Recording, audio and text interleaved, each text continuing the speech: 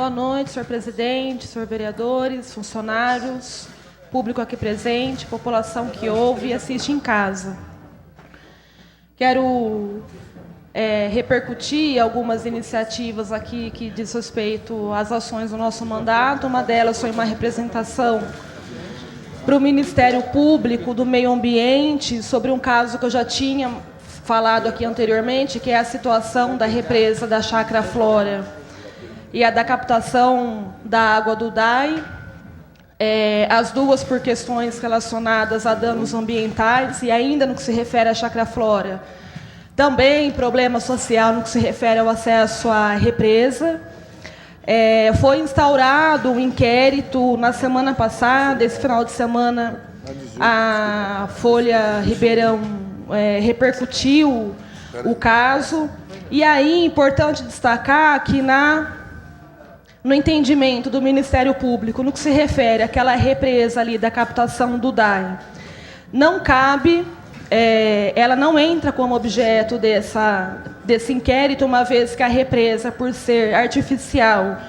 o entendimento é que a legislação não obriga o município a desenvolver qualquer tipo de ação no que se refere à proteção, ou mesmo a recuperação dessa represa, e o DAI pode, inclusive, desativar, se esse for o entendimento do DAI. Na semana passada, o vereador Donizete mostrou aqui fotos mais atuais também, que o tamanho do barranco de areia, o assoreamento é muito grande, mas o entendimento do Ministério Público não cabe ação no que se refere àquela represa. Já na da Flora, uma vez que, inclusive, ele é cercada por uma área de APP, esse é o objeto do Ministério Público, é em cima dessa área que ele vai trabalhar, e já começou, inclusive, a pedir informações para a Prefeitura, porque o entendimento do promotor é que aquela situação ali é bastante delicada e precisa de ação da Prefeitura, não só na área da APP, mas, evidentemente, como consequência também um trabalho voltado à questão da represa. Também quero destacar aqui hoje, na semana passada e hoje também, nós somos procurados por alguns pais e por alguns alunos que frequentam projetos sociais da Prefeitura, alguns na área de cultura, outros na área do esporte, e tiveram o passe cortado pela Prefeitura. Esses jovens precisam desse espaço para poder acessar esses projetos, esses cursos. Eu já tinha, há cerca de um mês, procurado o secretário Porsani para poder tratar de alguns alunos que frequentavam projetos aqui na Casa da Cultura, e naquela situação, menos de uma semana depois, a secretaria resolveu o problema. Depois voltou a acontecer com alunos o curso das oficinas culturais, e agora com alunos que estão frequentando ali a natação e alguns projetos esportivos que são desenvolvidos dentro do complexo da ferroviária. E aí, assim, algumas situações que a gente acompanhou, acabou resolvendo, mas o que eu descobri depois é que a secretaria resolveu especificamente o caso daqueles jovens que a gente reclamou. E aí isso é complicado, porque, na verdade, eu sou procurado, os vereadores, a gente é procurado por alguns cidadãos, mas, evidentemente, que esse é um problema que afeta todo o corpo de jovens que frequenta, e não apenas aqueles que estão reclamando. E aí, no que se refere a esse dos esportes, a informação que a gente tem é que, devido à dívida que a Prefeitura tem com a CTA, e que está difícil honrar esse compromisso, e a gente vê isso, inclusive,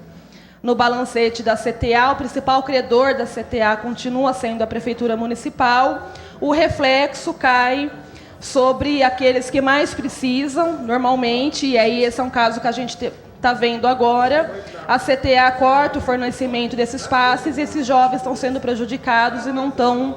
podendo frequentar esses projetos. Pelo menos desses mais recentes que a gente conversou, que é o pessoal que está fazendo natação e outros projetos dentro do complexo da ferroviária, não tem mais o passo social. Muitos jovens vão deixar de frequentar devido ao descontrole da Prefeitura, ou até a própria falta de prioridade da Prefeitura Municipal em arcar ou poder viabilizar a participação desses jovens nesses programas. Uma vez, inclusive, que logo no começo do ano, nós votamos a mudança na lei do projeto das escolinhas de esporte, que mudou o nome também, mas uma mudança positiva foi a ampliação da faixa etária do público, contemplando também a faixa etária da juventude, porque até então apenas crianças e adolescentes poderiam participar. E aí não deixa de ser uma bela de uma contradição da prefeitura, que no papel, na teoria, fortalece o programa, amplia o alcance do público desses projetos, mas na prática inviabiliza a participação, na medida em que algumas modalidades só podem ser feitas dentro da ferroviária, porque é onde tem quadra, é onde tem piscina, é onde você já tem uma estrutura adequada para poder trabalhar com esses jovens, e aí, sobretudo quando são famílias mais pobres, famílias carentes, se não tiver o passe, o jovem não consegue ir. Então, essa é uma consequência direta que, infelizmente, a gente está vivendo aqui, os jovens e adolescentes da nossa cidade, que é a dificuldade em frequentar esses cursos, assim como continua alguns casos aqui na Casa da Cultura, projetos de esporte, projeto de cultura, para jovens e adolescentes em situação de maior vulnerabilidade, não podem ir, porque, infelizmente, a prefeitura não paga a CTA, que não faz a emissão dos passes. E, nesse finalzinho, eu quero destacar aqui, dar uma saudação especial aos servidores que estão mobilizados aqui em frente à prefeitura.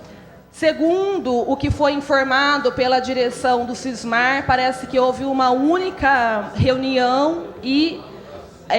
uma indisposição do governo em seguir com as negociações o que estão apresentando na pauta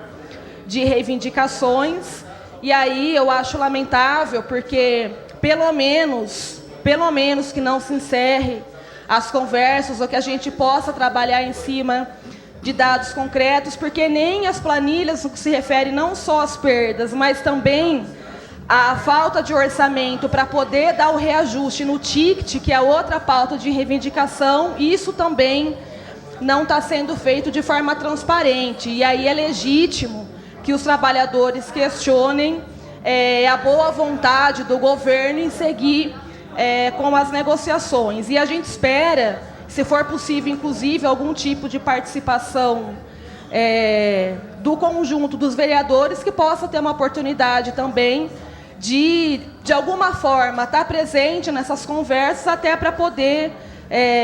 contribuir com alguma forma, ou ter acesso, acesso a essas planilhas, para a gente poder, inclusive, levantar se os números são reais e se não é possível mesmo ter mais uma margem, nem se for pequena, para poder conceder algum tipo de reajuste no ticket. E rapidinho, eu recebi também bastante reclamação nessa semana em especial, na última semana em especial, de pessoas que estão tendo muito problema com a CPFL, sobretudo quando tem algum tipo de descarga, quando queima algum equipamento das suas casas, para conseguir conversar com a CPFL para fazer o pedido de ressarcimento. Então,